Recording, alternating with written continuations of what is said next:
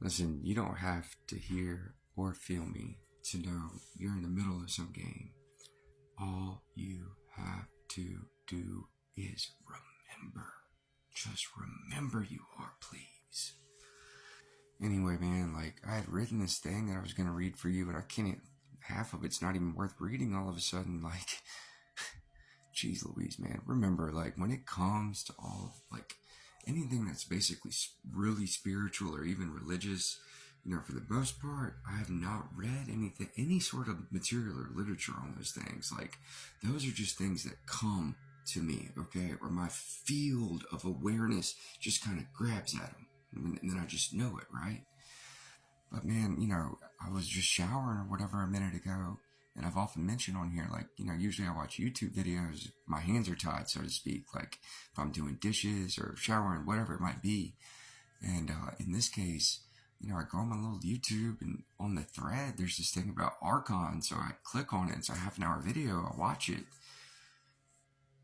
I was basically mesmerized, man. I couldn't believe what I was hearing because, according to these Nag Hammadi and these Gnostic texts, which all of these teachings basically became unpopular as of 3rd century AD.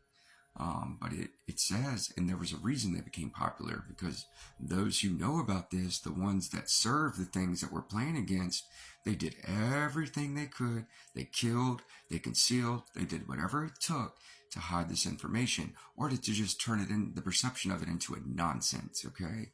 That's what was done. But man, listen, this is a farm. We're not constructed in the image of God. I'm sorry.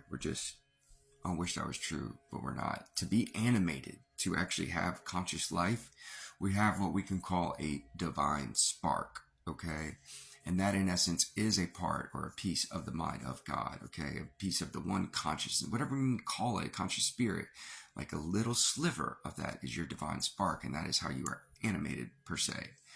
But we're not made in God's image, man. We were made by these several different creatures that can more or less put together different ideas as parts, and together assembled Adam. Okay, that's where we come from. That's how we were constructed. Yeah, I know a lot of you are just going to think that you're hearing words, but I'm telling you, all you have to do is remember you're playing a game, okay? We're losing, but we can win, and that is why I'm here. It's that straightforward.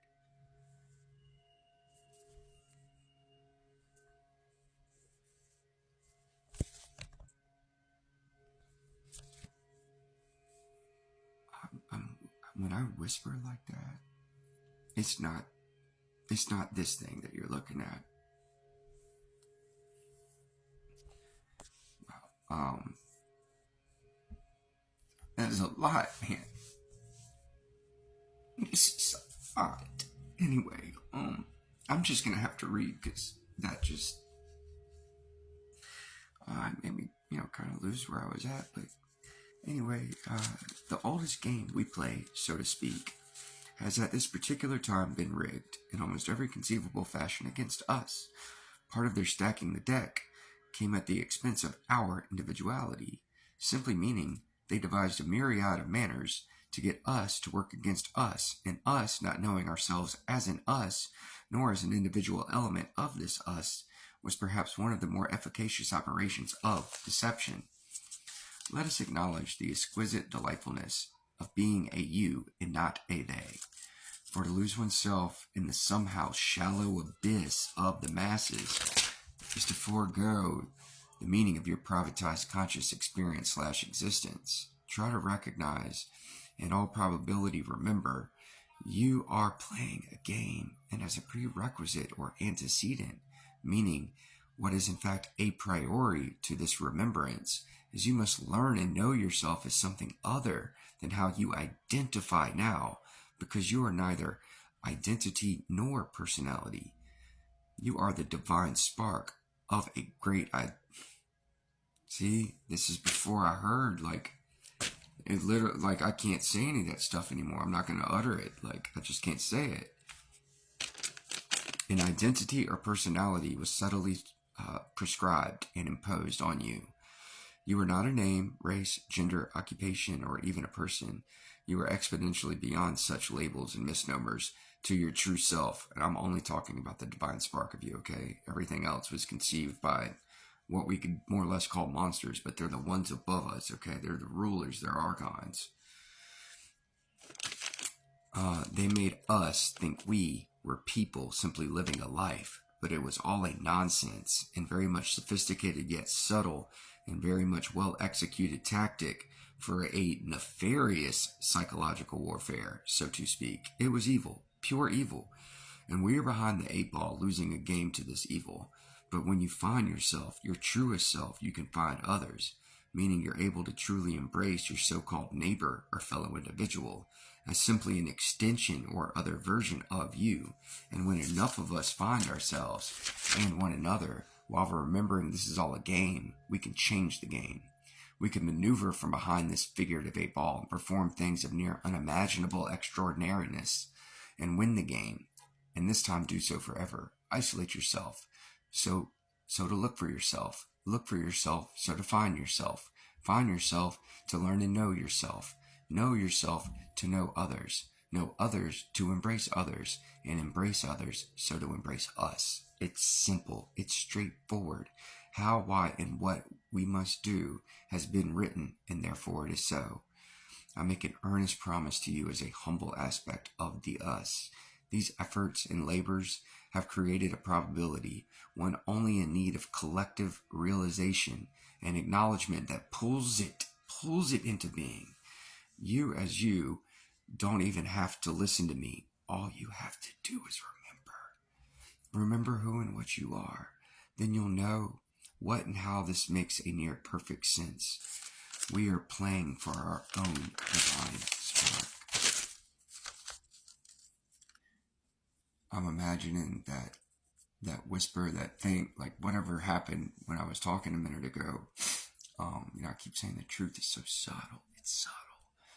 And I think you can only whatever influence that was working through me just then, I think I can only utter it through almost a whisper. When I get to divine matters of truth, I simply can't say it aloud, so to speak. I have to once again, just kind of whisper what it is, because it's subtle. It's subtle. It has to remain subtle.